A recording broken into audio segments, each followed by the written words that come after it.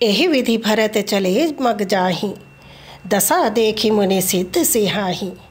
जब ही राम कही लेहि उसासा, उमगत प्रेम मनहु चहु पासा। नमस्कार। श्री राम के ध्यान में मग्न भरत मार्ग में चले जा रहे थे। उनकी प्रेममयी दशा देखकर मुनि और सिद्ध सभी लोग सिहा रहे थे। वहाँ राम रजनी अवशेषा, जागे सिंह सपन से देखा। सहित समाज भरत जनु आई, नाथ वियोग ताप तन ताई। उधर श्री रामचंद्र जी भी रात भर जागते रहे। सीता जी ने स्वप्न देखा कि समाज सहित भरत जी यहाँ पर आए हैं और प्रभु के वियोग की अग्नि से उनका शरीर संतप्त है। सकल मलिन मन दीन दुखारी, देखी सासु आन अनुहारी। सुनि सिय सपन भरे जल लोचन, भय सोच बस सोच विमोचन। सुबह होते ही उन्होंने अपना स्वप्न दीनदयाल श्री राम को सुनाया और बोली, स्वामी, मैंने स्वप्न में देखा है कि भरत के साथ बहुत लोग आए हैं। वे सभी लोग मन में उदास, दीन और दुखी हैं। सासों को तो मैंने दूसरी ही सूरत में देखा है। सीता जी का स्वप्न सुनकर श्री राम के नेत्रों में जल भर आया और वे लक्ष्मण से बोले, लखन सपन यह नीक ना होई, कठिन कुचाहा सुनाई कोई। अस्कहि बंधु समेत नहाने, पूजी पुरारी साधु सन माने। लक्ष्मण, यह स्वप्न अच्छा नहीं है, अवश्य ही कोई बुरी खबर मिलने वाली है। ऐसा कहकर उन्होंने भाई सहित स्नान किया और त्रिपुरारी महादेव जी का पूजन करके साधुओं का सम्मान किया। उसी समय कोल भीलों ने आकर सब समाचार दिए कि भरत उनसे मिलने के लिए आ रहे हैं।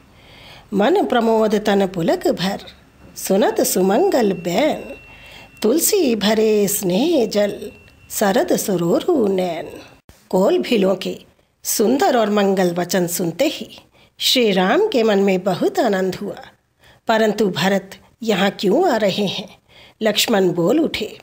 वे तुरंत शाल के वृक्ष पर चढ़े और भरत की सेना को आते हुए देखकर उनके क्रोध का पारा ऊंचे चढ़ गया और वे बोले, राम भैया भरत को अवश्य ही सत्ता का नशा चढ़ गया है। जब यह नशा चढ़ता है तो अच्छों को मतवाला बना देता है। ऐसे लोगों को सत्ता मिलने पर भी संतुष्टि नहीं होती।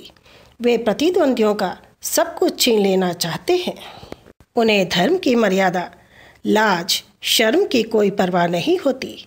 सब जानते हैं कि सहस्त्रबाहु, जिसे कृतवीर्य अर्जुन भी कहते हैं, पहले समाज कल्याण के लिए कार्य करता था, किंतु जैसे ही उसे भगवान दत्तात्रेय ने वरदान में 1000 भुजाओं का बल दिया तो उसने आश्रमों को ही नष्ट करना शुरू कर दिया और ब्राह्मणों का शोषण करने लगा।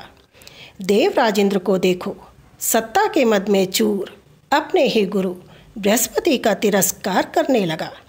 इसी प्रकार त्रिशंकु के पिता राजा निबंधन ने उसे राजा क्या बना दिया, वह उनकी ही अवज्ञा करने लगा। यही नहीं, गोहत्या और ब्राह्मण की पत्नी के अपहरण जैसे जघन्य अपराध करने लगा। और राजा नहुष, वह तो इंद्र का सिंहासन मिलते ही इंद्र की पत्नी को अपनी पत्नी बनाने के सपने देखने लगा और सप्त ऋषियों को अपने कंधों पर पालकी उठाने का आदेश देकर उसी पर चढ़ बैठा और उनको सर्प तेज चलो ऐसा कहने लगा। अंततः उनके कोप का भागी बना। तथा राजा वेन की तो पूछो ही मत, उसके समान नीच तो कोई और होगा ही नहीं। वह तो लोक और वेद दोनों से विमुख हो गया। ऐसा प्रतीत होता है कि भैया भरत भी वैसे ही हो गए हैं। इसलिए अवसर देखकर कि श्री राम वनवास में अकेले हैं, अनेकों प्रकार की कुटिलताएं रचकर सेना बटोर कर आए हैं। कहते हैं ना कि शत्रु और ऋण को कभी जरा भी शेष नहीं रखना चाहिए। परंतु मैं भी आपका सेवक हूँ, आपकी सौगंध मैं उन्हें युद्ध में नहीं छोड़ूंगा। लक्ष्मण का ऐसा क्रोध देखकर श्री राम मधुर वचन बोले, कही तात तुम नीति सुहाई, सप्ते कठिन राजु मधु भाई। लक्ष्मण, शांत हो जाओ। इसमें कोई संदेह नहीं कि राज्य का मद सबसे कठिन मद है। संसार में कोई राजा ऐसा नहीं हुआ है जिसने अहंकार पर विजय पाई हो, परंतु भरत सा सरीखा उत्तम पुरुष ब्रह्मा की सृष्टि में ना तो कभी सुना गया है, ना ही देखा गया है और ना ही भविष्य में देखा जाएगा। अयोध्या के राज्य की तो बात ही छोड़ो, यदि ब्रह्मा विष्णु और महेश का पद भी मिल जाए तो भी भरत को राज्य का मद नहीं हो सकता। अहंकार चाहे मध्याह्न के सूर्य को निगल जाए, आकाश चाहे बादलों में समाकर मिल जाए, पृथ्वी चाहे अपने स्वाभाविक सहनशीलता को छोड़ दे, मच्छर की फूंक से चाहे सुमेरु उड़ जाए, परंतु भाई भरत को राजमद कभी नहीं हो सकता।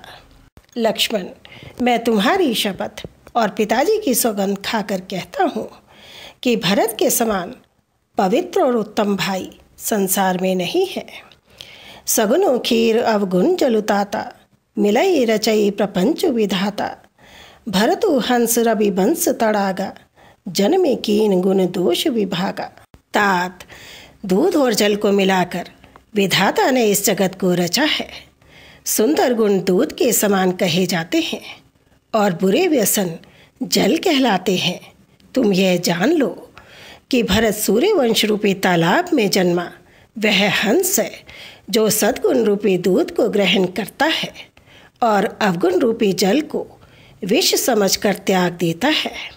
ऐसा कहकर श्री रघुनाथ जी भरत के प्रेम समुद्र में मग्न हो गए। जय सिया राम। आज के हमारे प्रश्न हैं: पहला, भरत के पहुंचने से पहले माता सीता ने स्वप्न में क्या देखा? दूसरा, भरत के आने का समाचार पाकर लक्ष्मण को क्या शंका हुई? तीसरा, पौराणिक कथाओं में ऐसे कौन कौन से राजाओं का वर्णन मिलता है जिन्होंने सत्ता के नशे में चूर होकर घोर पाप किए? नमस्कार।